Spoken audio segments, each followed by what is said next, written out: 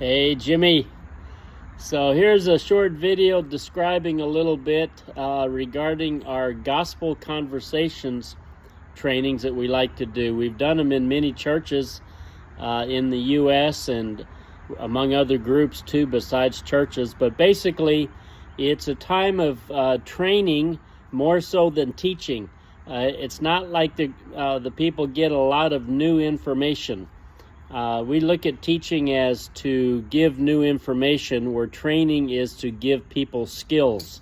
And so the idea in the gospel conversations is to have a time, we will define what a disciple is, but then talk about some of the practical ways of making disciples, which includes things like coming up with what we call an oikos map. It is people who who are around you in your sphere of influence who are far from God. And the purpose of this oikos map is to have a tool to use for prayer. It's to be able to pray for those, again, who are far from God, and to do it consistently. And then after that, we talk about, okay, so as you're praying for these people, and you can expect opportunities will come to be able to share the gospel, we give a couple tools. One of them is a very short, simple 15-second testimony, just talking about before, how, and now. So before you were a believer, when you were far from God, how you came to know Him, and now what's the difference been. And that's very short. The idea is to be able to, from that, go to share the gospel. And the tool we like to use there is called the 3 circles. And that's a very simple tool. For me, it really radically changed my life in being able to regularly, often share the gospel with people.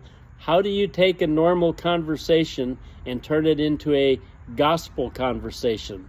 Using the 3 circles tool has made all the difference for me. And so we will teach how to do that.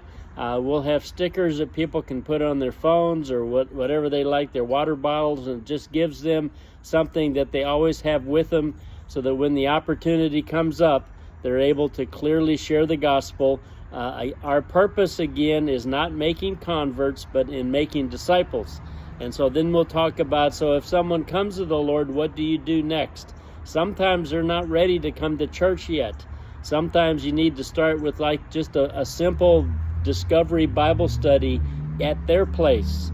And that will involve using a method called 3/3, where you split up your time. So if you have an hour and a half, you have 30 minutes of like getting to know each other a little bit, maybe a time of worship, and just sharing what the vision is of the group. And then the second third would involve the actual Bible study, maybe looking at a story like the prodigal son or the woman at the well, looking at a story and asking some simple questions. What does this teach us about God? What does it teach us about man? What is in this story that I should obey? And then the last third is critical. That's when we talk about obedience. What are we going to do this week? We set some specific goals.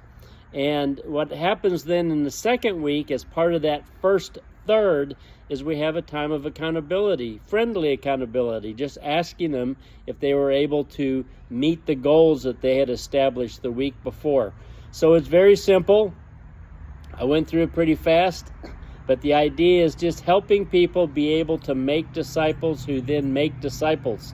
What we want to see is a disciple-making movement happen. And we're doing this training this next month. I'll be doing a couple trainings in Thailand. I'll be doing a training in India. Just got done with doing some in Central Africa and in Ghana. And so this is something that works around the world in addition to us doing it in Jacksonville. And we would love to bring a couple guys and do this in Tunisia. It would be a tremendous privilege for us. So if you have any questions or some things need to be clarified, let me know, brother. I hope this helps.